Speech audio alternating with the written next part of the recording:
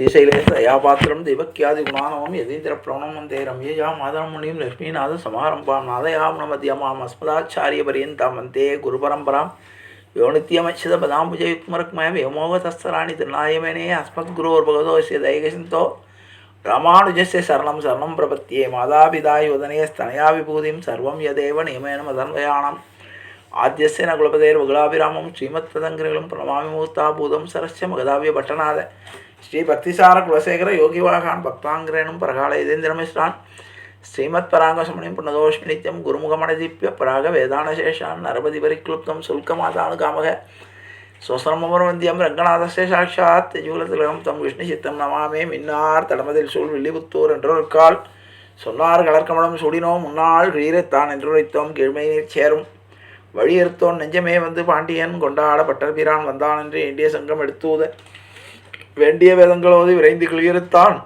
பாதங்கள் யாமுடைய 10 பல்லாண்டு பல்லாண்டு பல்லாயிரத்தாண்டு பல கோடி 100,000 மல்லாண்டதின்தோள் மணிவண்ணா உன் சேவடி செவ்வி திருக்காப்படியோ மூலம் நின்னோடும் பிரிவின்றி 1000 பல்லாண்டு வடிவாய் நின்வள மார்பினில் வாழ்கின்ற மங்கையும் பல்லாண்டு வடிவார் சோதி வளத்துறையும் சுடராழியும் பல்லாண்டு படைபோல் புக்கு முழங்கும் பாஞ்ச சன்னியமும் பல்லாண்டு பல்லாண்டு என்று பவித்திரனை பரமேட்டியே சாரங்கமன்னும் வில்லாண்டான் தன்னை வில்லிபுத்தூர் விட்டு சித்தன் விரும்பிய சொல் மல்லாண்டு என்று நம்மின்றொருப்ப நமோ நாராயணாயவென்று பல்லாண்டும் பரமாத்மனை சூழ்ந்திருந்தேத்தோர் பல்லாண்டே ஆண்டாள் திருவடியிலே சரணம் ஆழ்வார் திருவடியிலே சரணம் ஆச்சாரியின் திருவடியிலே சரணம் ஜீயர் திருவடியிலே சரணம் அப்பன் சுவாமிகள் திருவடியிலே சரணம்.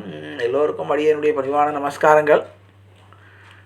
நாம் மனத்தேரில் ஊர்ந்து பல்வேறு அபிமான ஸ்தலங்களை நாம் அனுபவித்து வருகிறோம். அந்த வரிசையிலே இன்றைய தினம் நம்முடைய மனக்கண்ணில் நிறுத்த வேண்டிய ஆலயமானது 63வதாக வாசுதேவபுரம் மகாவிஷ்ணு கோயில். வாசுதேவபுரம் மகாவிஷ்ணு கோயில் கேரள மாநிலத்தில் உள்ள ஆலுவா, அதாவது எர்ணாகுளம் மாவட்டத்தில் புறநகர் பகுதியில் குண்டுகரா பஞ்சாயத்தில் கொச்சி சர்வதேச விமான நிலையத்திலிருந்து மேற்கே 9 கிலோமீட்டர் தொலைவில் அமைந்துள்ள ஒரு கோயிலாகும். இந்த கோயில் மகரிஷி பரசுராமரால் பிரதிஷ்டை செய்யப்பட்டதாக நம்பப்படுகிறது. இங்கு மகாவிஷ்ணுவுடன் மகாலட்சுமி தாயாரும் இருக்கிறார். மகரிஷி பரசுராமர் மகாவிஷ்ணுவின் சிலையை அவர் மகாலட்சுமி தேவியை தழுவி கொண்டிருக்கும்படி பிரதிஷ்டை செய்தார். குடமுழுக்குக்கு பிறகு மகரிஷி கோயில் பொறுப்புகளை சில உள்ளூர் பிராமணர்களிடம் ஒப்படைத்தார். மகாலட்சுமியின் அருளால் இந்த பிராமணர்கள் செல்வ வளம் பெற்றனர். ஆனால் பிற்காலத்தில் அவர்களே தம் மாறுபட்ட நடத்தையின் காரணமாக தம் வீழ்ச்சிக்கு வழிவகுத்தனர். கோயிலும் நாளடைவில் செல்வத்தையும் பெருமையும் இழந்துவிட்டது. நீண்ட நாட்களுக்கு பிறகு குருவாயூரப்பனின் சிறந்த சீடரான வில்வமங்கலம் சுவாமிகள் கோயிலுக்கு சென்று மகாவிஷ்ணுவின் சேவையில் ஈடுபட்டிருந்த பொழுது மகாவிஷ்ணுவின் தரிசனம் அவருக்கு கிடைத்தது. இறைவனும் தாயாரும் இந்த கோயிலின் மோசமான நிலையை கண்டு சுவாமிகள் வருந்தி அதற்கான காரணத்தை தேவியிடம் கேட்டறிந்தார்.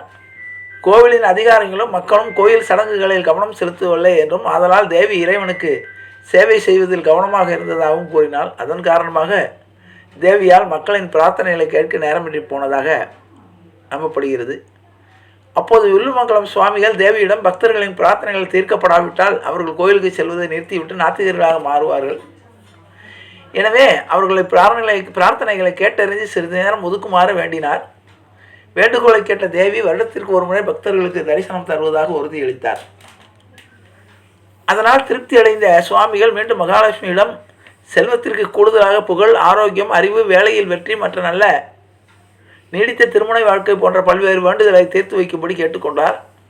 அவருடைய நேர்மையான வேண்டுகோளை கேட்ட தேவி விசாக, அதாவது வைகாசி மாதத்தில் அக்ஷய திருதையில் தொடங்கி 8 நாட்களுக்கு தனது பக்தர்களுக்கு அஷ்டலட்சுமிகளாக, அதாவது வீரலட்சுமி, கஜலட்சுமி, சந்தானலட்சுமி, விஜயலட்சுமி, தானியலட்சுமி, ஆதிலட்சுமி, தனலட்சுமி மற்றும் மகாலட்சுமி ஆகிய 8 வெவ்வேறு வடிவங்களில் ஆசீர்வாதங்களை பொழிவதாக பதிலளித்தார். அது முதல் தாம்பூல சமர்ப்பணம் இந்த கோயிலில் முக்கியமாக அது ஒரு நிகழ்ச்சியாக பங்கு வகிக்கப்படுகிறது.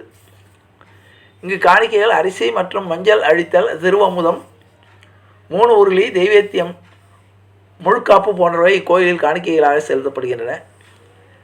அஸ்வினி மாத பௌர்ணமியில் நடைபெறும் முக்கிய திருவிழாவாகும்.